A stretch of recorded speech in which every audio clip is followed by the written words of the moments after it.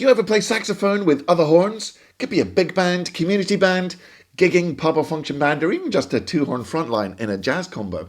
Well, if you do, you better keep watching, because in this free online saxophone lesson, I've got a bunch of tips that will make you the section player everyone wants in their band. So here are my best tips to help you sound great in your band, whatever the genre. Number one, you have to think as one entity in a horn section. Whether it's 2 horns or 15 horns, it doesn't matter. You've got to move and think and flex as one being. Like, think about a murmuration of starlings as they move through the air and they look like one alive beast or shoal of fish. You've got to have that team mindset. You know, like the Unimind in a Toy Story, that kind of thing. Everyone is thinking as one. You've got to try and be telepathic. And instead of thinking about yourself, thinking about the whole team as one entity. That's the first point I'm making because it's probably the most important point of all. Now, a great example of that is when I played in Incognito. Here's a quick clip of the Incognito horn section demonstrating this.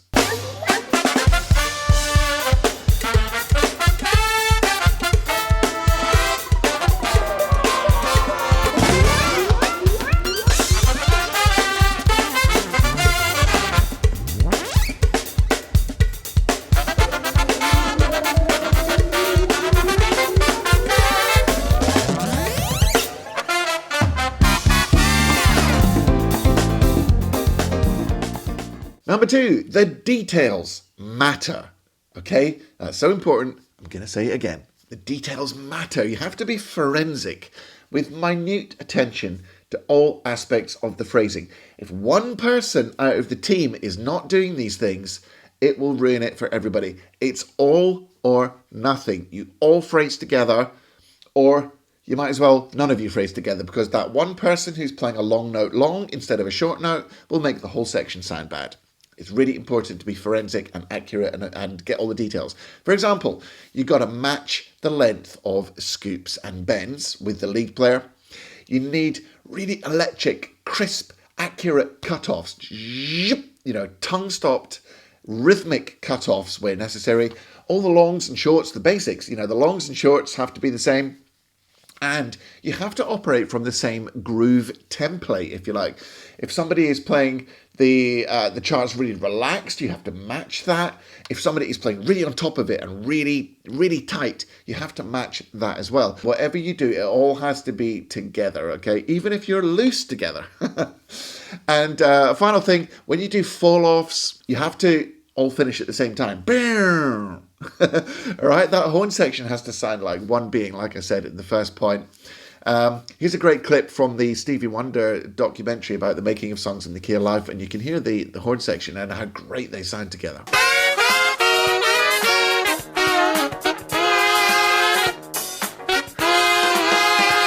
Hey, if you're enjoying things so far, why not share the love and make sure you're subscribed to the channel with the notifications bell on to all.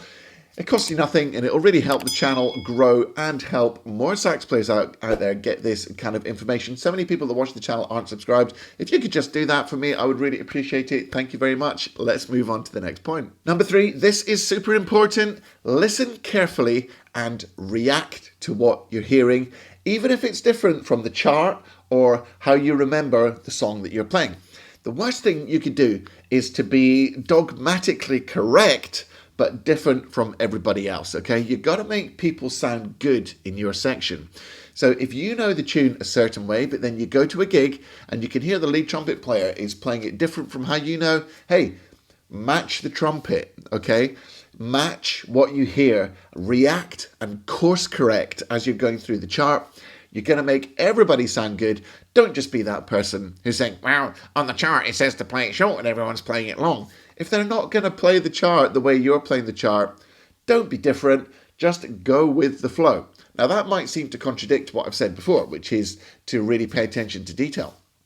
It doesn't, though. You must pay attention to detail, but if other people aren't doing the same details, then you go with them, all right? Now, horn sections that work together for a long time always sound good because of that communication and that mutual understanding.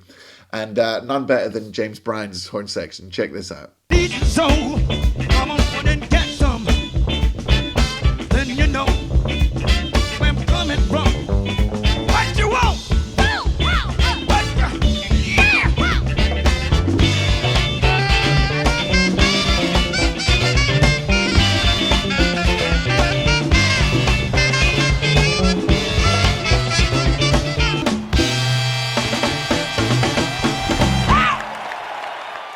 Hey, hope you're enjoying the lesson so far. Actually, this stuff is only a tiny little part of my full Phrase Like a Pro course.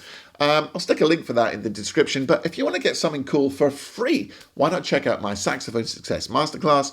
You'll learn how to instantly up your sax game and why you might be wasting your time in the practice room at the moment. You do not want to be doing that. It's totally free. Just fill in your email using the link that you can see in the description and you'll get instant access. Alrighty, back to the final few tips then for transforming yourself into the ultimate section player. Here we go. Number 4, intonation. Oh my golly gosh, this is a big one.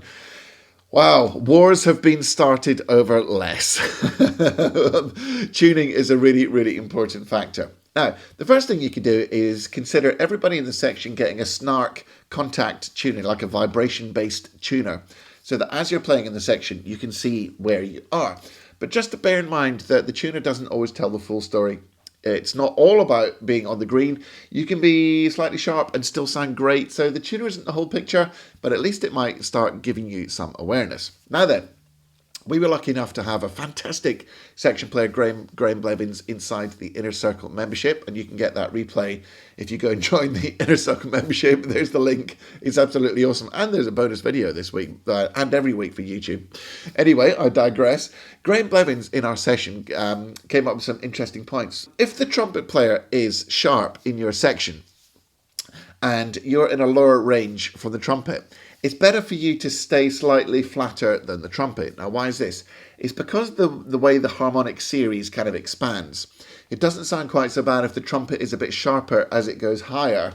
You don't necessarily need to go with the trumpet and make yourself that sharp as well, unless you're playing octave unison. However, if the trumpet is flat, then you need to go with it and flatten yourself, because if the trumpet's flat at the top and you're sharper than the trumpet at the bottom, it's not going to sound good. Now, the next point is in NLP, neuro-linguistic programming. That's easy to say, isn't it? In NLP, there's a concept called pace and lead. This is where you match the energy of somebody, their intensity and the speed they're talking, and then you gradually kind of lead them back to calm them down. Now, you can try this NLP pace and lead in your section. If somebody's out of tune, first of all, match their tuning, whether, say they're sharp, you play sharp, and then gradually start playing flatter and see if their ear will just pull them down to your level. That's just worth trying. Okay, now in general, if you're up high, it's better to be on the sharper side. But if you're down low, like if you're playing baritone in the section, you don't want to be sharp, because if you're sharp, that's going to throw off the whole harmonic series above you, okay? So don't be sharp if you're down low, and don't be flat if you're really up high, because then it's going to pull the whole harmonic series down at the top. A couple more final points about tuning. First of all, if you're on the major third of a chord, you're going to need to flatten your note a bit to give it that just tuning. Now, just tuning, I won't go into it here, you can look it up. But you need to, if you're in the major third, you pull it down and that chord is just going to sound so great. And if you're the minor third, you're going to need to push your tuning up a little tiny bit more. Now, when all this stuff comes together, everyone's playing in tune and it's all sounding fantastic, you can really multiply. It's like the sum of the whole result is much greater than the sum of the parts. There's that X factor magic which comes in. Now, I mentioned my Phrase Like a Pro course. In that course, there's a whole module about playing in a section. And I'm just going to play you a little snippet now from the course, which is where me and my old horn section mate, Simon Finch, play a section from Tower of Power's Soul Vaccination. So I thought I'd just play that for you as a little demonstration of what we're talking about, where you can really multiply the parts and sound great when you're playing in tune. Let's have a little listen now.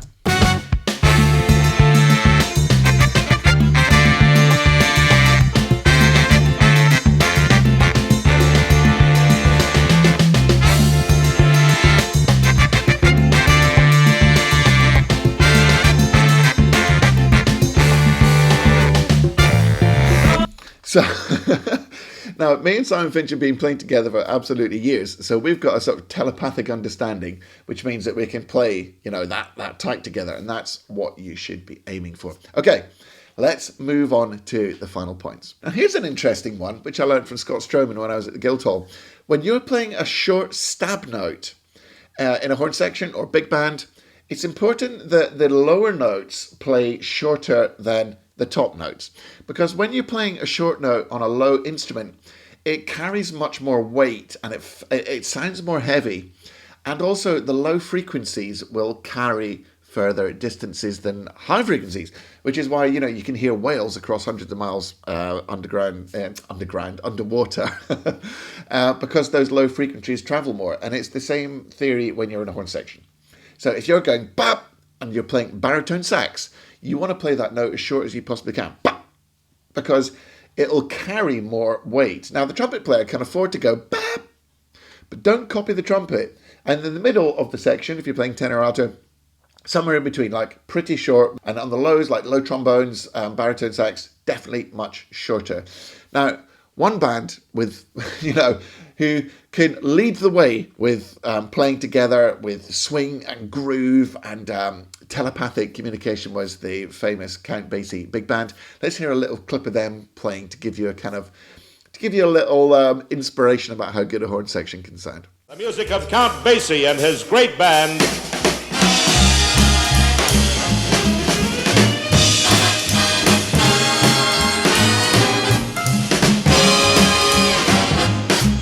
And the man is Frank Sinatra.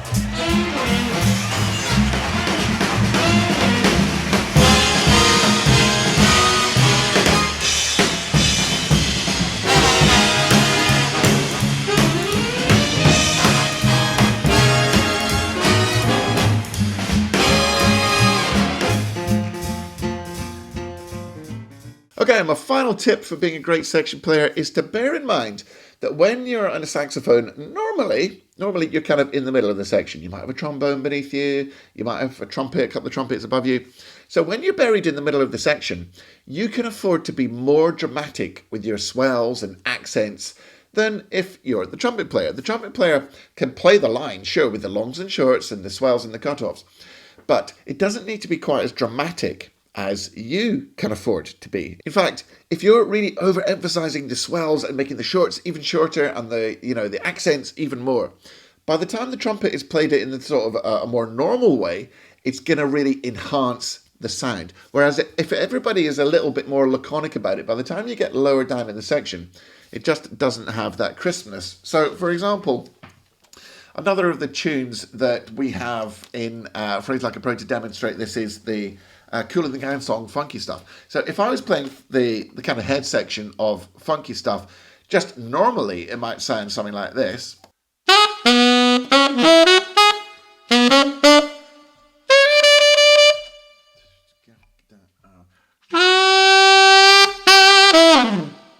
Which is quite a kind of regular, normal way of playing it. Now, and that's something like how the trumpet might play it. But if I'm playing that in the tenor and I'm beneath the trumpet, I can afford to really kind of 10x everything. So I might play it more like this.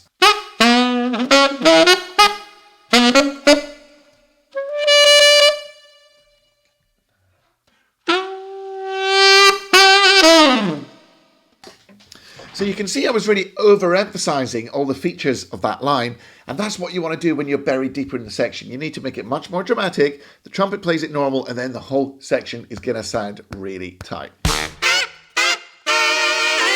So that's all I've got for you today. Hopefully you can now transform your horn section into the next Phoenix Horns or Tower of Power.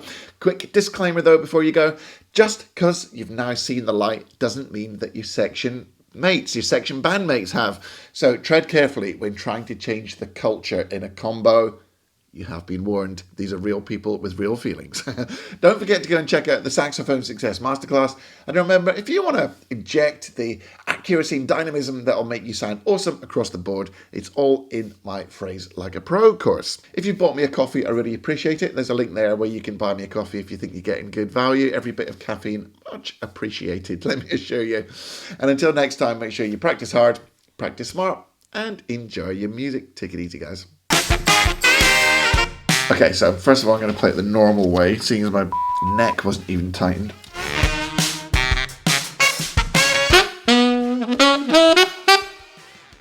I could play the right notes, of course. Just filming, let me call you back in a minute.